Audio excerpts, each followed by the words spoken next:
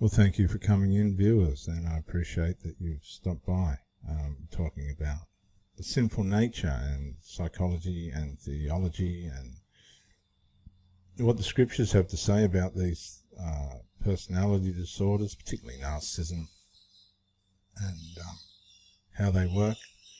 We spoke in the last talk about some people are always greedy for more, particularly the narcissists. They like multiple forms of supply, particularly if there's unresolved. At some point or other there's going to be an affair, usually with the person that needs to bring the resolve but doesn't want to, isn't able to, chooses not to, whatever the problem is. This happens all the time now. People aren't willing to do the work, personal psychological work. But if you're one of these people that are godly and you've really tried to build, you've done the right thing, and this person's gone and tried to bring everything to ruin, then look, doesn't seem like it now, but one way or another, the light will come back. Healing takes time. We expect everything in a moment, but no, healing takes time. If you just stay in your integrity and your morality, eat well, do some exercise, stay on point, bring your energy back to yourself, get plenty of sleep, you'll be fine. Give it a couple of months, 3, 4, maybe 5, 6 months, and you'll feel a lot better. Proverbs 21:27, as we come away from that verse now into our next session. Thanks you for coming in. Press the button, show some love, help me out a bit, help this community out at ProBrick Exclusive and Pro Theologist, the spiritual side of the channel, where in verse 27 it says, "The sacrifice of an evil person is detestable, especially when it is offered with wrong motives." And this again, we see the story of Saul in Samuel. It's a very complicated story, what happened to King Saul in the book of Samuel, when he was told not to make offerings. That was the job of the priest. He was the king. He found himself in some trouble where he made some bad decisions. There was a war pursuing. The prophet was expected to arrive, and he was late, and this caused a panic, and the king decided to make the offerings. But as far as I was concerned with the narrative, I don't think it was the king's fault. The prophet was late. They needed to make the sacrifice. It was still not his job to do that. But in the heat of the moment, he panicked, and then all of a sudden the prophet turns up. Let's have a look at what they say. And I'm sure it's in 1 Samuel 13. We'll have a look. See, there was a war between Philistia, Saul's disobedience, and Samuel's rebuke. Meanwhile, Saul stayed at Gilgal, and his men were trembling with fear. You can imagine the heat of the battle. Saul waited there 7 days for Samuel, as Samuel had instructed him earlier. But Samuel still didn't come. This is what I was saying to you. Samuel was late. Saul realized that his troops were rapidly slipping away, dying. So he demanded, "Bring me the burnt offering and the peace offerings." And Saul sacrificed the burnt offering. He was forbidden to do that. Just as Saul was finishing with the burnt offering, as usual, Samuel arrived. Saul went out to meet and welcome him, but Samuel said, "What is this you have done?" And Saul's situation as king, you got to remember, he was just a goat farmer. He wasn't trained to be a king. And Saul replied, "I saw my men scattering from me, and you didn't arrive when you said you would." And that's a legitimate claim. The guy was late. You know, you go out on dates and these women are late and these men are late. Don't tolerate it. and the Philistines are at Michmash, ready for battle. So I said, the Philistines are ready to march against us at Gilgal, and I haven't even asked for the Lord's help. So I felt compelled to offer the burnt offering myself before you came. So you can see it was all with good intention, but that didn't negate the principle behind it, which was only priests were allowed to make offerings. And this reminds me, like, there's a lot of women and men that are in relationships now, and the men are becoming the women, and the women are becoming masculine, and it's all so out of order. It's you know, the women are going out and being the breadwinner, and the man's the stay-at-home mum. And is that the order? I guess it depends, doesn't it? But how foolish, Samuel explained. You have not kept the command the Lord your God gave you. Now, the part that bugs me is he's not standing there going, oh, sorry, I was late. Had you kept it, the Lord would have established your kingdom over Israel forever. But now your kingdom must end. And this is a whole story within itself about David, and when he actually became king, Samuel messed that up too. He anointed him king privately, but didn't tell anybody publicly that David was actually the king, and the trouble that caused. For the Lord has sought out a man after his own heart, King David, who was a shepherd.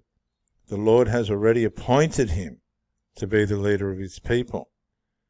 Right? But he never told any. He's told Samuel this.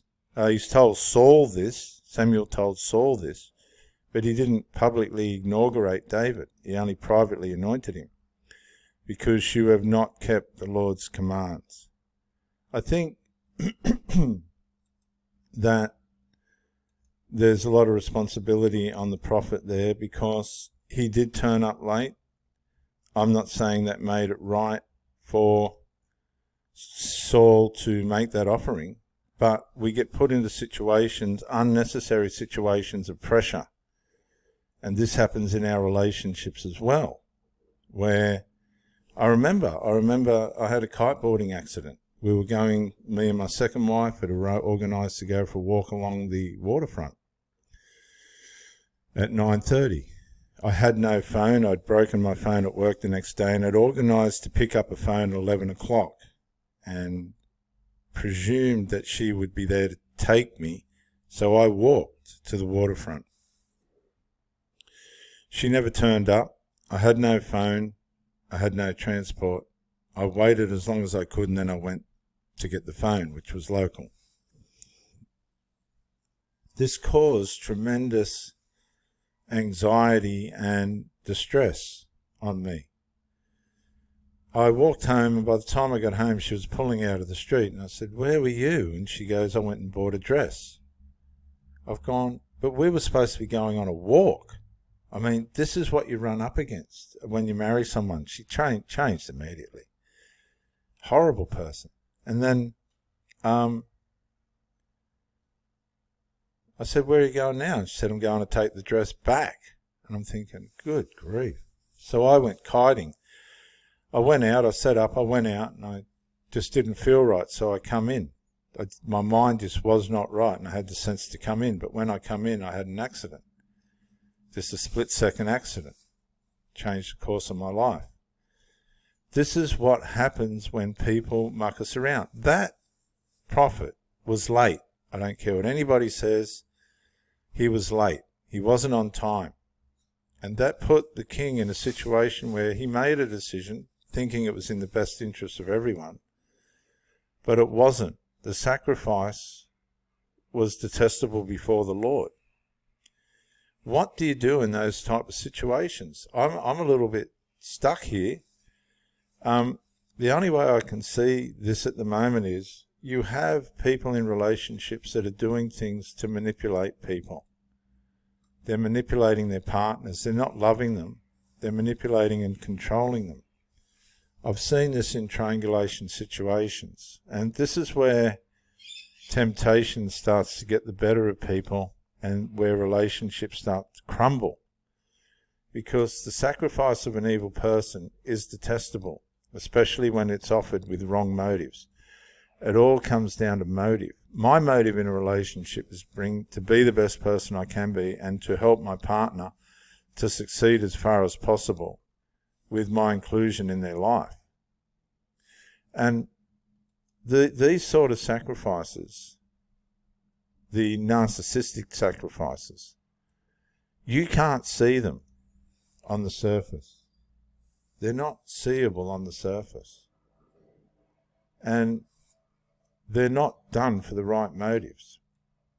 They're done out of insecurities, they're done out of resentments and bitternesses, and they're not bringing resolve. There you go again.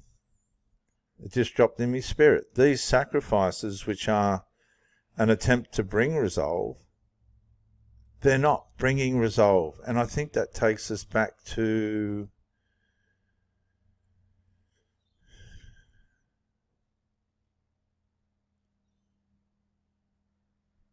can't think of it right now, but there is a proverb there. These sacrifices, right, are an attempt to cover up something that needs to have resolve.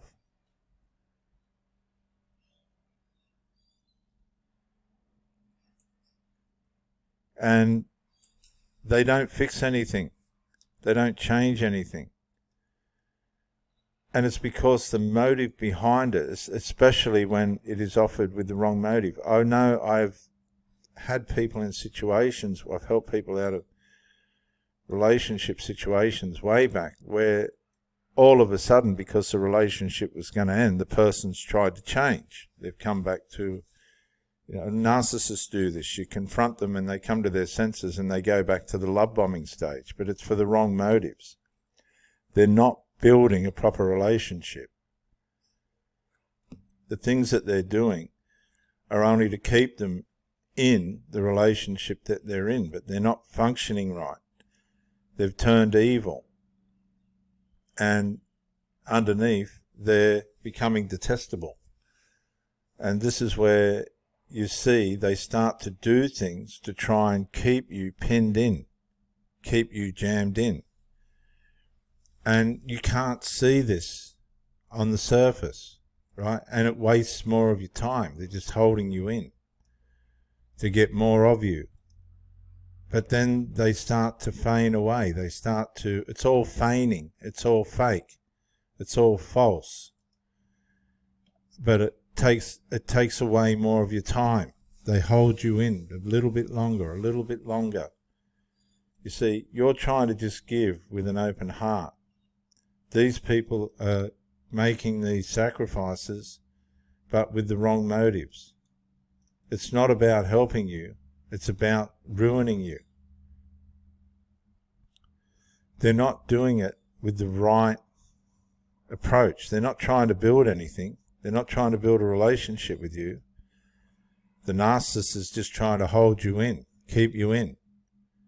And they know how to manipulate you in a way in which you stay, even though the whole thing's become detestable. You've had enough.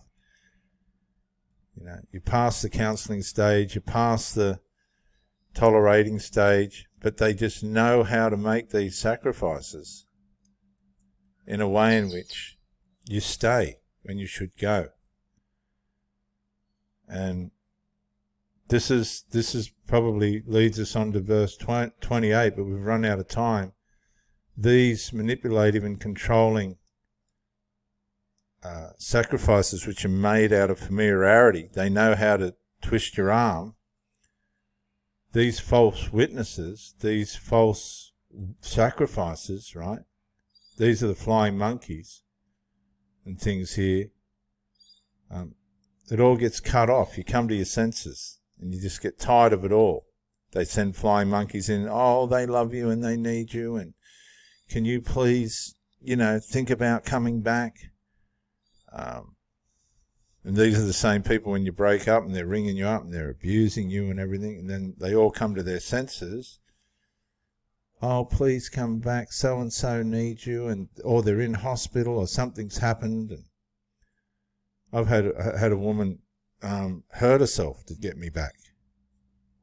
And I fell for it, and then when she got better, she fell straight back into a miserable, horrible self. But a false witness will be cut off. A credible witness will be allowed to speak. You have to speak up about things that are detestable to you. You have to speak up. But I've run out of time. You can see the point of it all. These people are making these sacrifices with an evil agenda, with the wrong agenda. It's not to build a relationship with you. It's just to keep you giving them supply. And you've picked up on it. You know something's wrong, but you don't know about narcissism and these personality disorders that just hold you in and use you as supply. And they're just using up your time. But they know how to keep you there. They know what to do to keep you connected. You got to be very aware, very well aware of all of this. I'm Reverend Dr. J.W. Morrison, theologist. Thank you for joining me, Anne. Bye for now.